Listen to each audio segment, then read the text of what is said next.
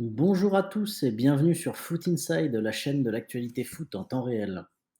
On se retrouve aujourd'hui pour une vidéo spéciale sur l'affaire PSG Mbappé qui agite totalement l'actualité mercato.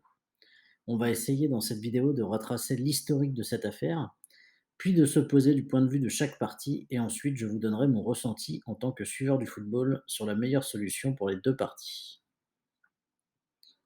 Commençons par la genèse de cette histoire en mai 2022, à la surprise générale et à contre-courant total de tout ce qui est annoncé par l'ensemble de la presse mondiale et par Kylian Mbappé lui-même, qui a demandé son transfert au Real depuis l'été précédent. Sa prolongation est annoncée en grande pompe avant un match au Parc des Princes et déclenche à l'époque une colère de la part des dirigeants du Real qui s'estiment totalement trahis et d'un autre côté, les dirigeants parisiens qui jubilent devant les yeux du monde entier. Le deuxième événement arrive au mois de juillet 2022. Mbappé, mécontent de voir que les promesses qui lui ont été faites ne semblent pas tenues, annonce verbalement à ses dirigeants qu'il ne lèvera pas son année de contrat en option jusqu'en 2025. Ensuite, au cours de la saison, Mbappé se retrouvera au cœur de plusieurs polémiques. Le penalty gate, le pivot gang, son désaccord par rapport à la campagne d'abonnement du club, ainsi qu'un fatalisme affiché sur le niveau de l'équipe et des actions du club. On en arrive à ce mois de juin 2023 où Mbappé envoie une lettre au PSG pour confirmer son intention de ne pas lever son option d'une année supplémentaire et par sous-entendu de partir libre en fin de saison prochaine. Une lettre qui a déclenché la colère noire des propriétaires à Doha et de Nasser qui a aujourd'hui déclenché un affrontement par presse interposée entre les deux clans. Je vais me placer du point de vue de la direction du PSG et de ses propriétaires.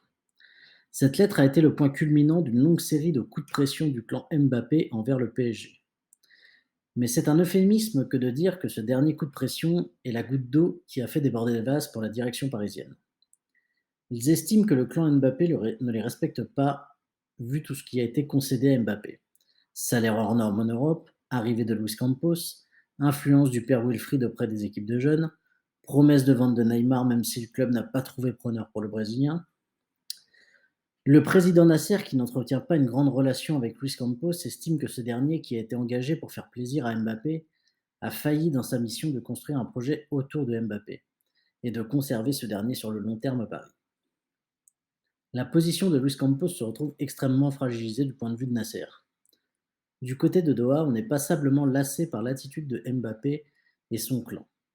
Et l'on n'a aucune intention de subir une nouvelle fois les agissements du clan du français et pose maintenant une position qui est soit celle d'une prolongation, soit une vente cet été. Mais il est hors de question pour Doha de le voir partir libre au Real dans un an. Maintenant, je vais me placer du point de vue du clan Mbappé. Ils estiment que les promesses faites en termes de niveau sportif et de structuration du club n'ont pas été tenues. Ils trouvent que le mercato de l'été dernier n'était pas du tout au niveau et que le départ de Neymar n'a pas été réalisé alors que c'était vraiment quelque chose que Kylian souhaitait ardemment, que le choix du coach Galtier alors qu'on lui promettait Zidane n'était pas à la hauteur. Tous ces choix et ces non-choix sportifs ont fini par définitivement lasser Mbappé et son clan, qui ont l'impression que la carrière de Kylian stagne au PSG. De plus, ils estiment que la direction du PSG est inexistante, avec un Christophe Galtier qui fut le seul à assurer la communication du club cette saison. C'est donc cet ensemble de choses qui conduit le clan Mbappé à ne pas vouloir aller au-delà de 2024 au sein du club de la capitale. Mon avis personnel sur l'opposition entre le PSG et Mbappé, c'est que les torts viennent des deux côtés. Le PSG, pour moi, est coupable d'avoir voulu axer toute la politique de son club sur un seul homme et à avoir fait des promesses irréalistes à Mbappé. Mbappé, pour moi, est responsable dans le sens où il est naïf d'avoir cru des promesses ultra compliquées à mettre en œuvre, mais aussi sa communication qui est dans le double jeu permanent. À force de danser entre le PSG et le Real, il commence à écorner son image et devient agaçant en voulant jouer à l'homme parfait alors qu'il ne l'est pas. Pour moi, la seule solution viable pour les deux parties est un transfert cet été.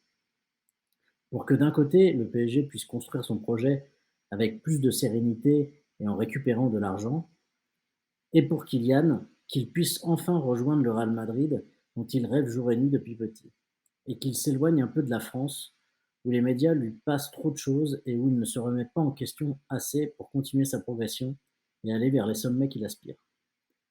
Partir dans un transfert lui permettra de partir élégamment et en plus de réaliser son rêve plus vite. Voilà, on arrive à la fin de cette vidéo. Merci d'avoir regardé. N'oubliez pas de suivre les différents réseaux de la chaîne. On se tient au courant de la suite de cette affaire. À bientôt pour une nouvelle vidéo.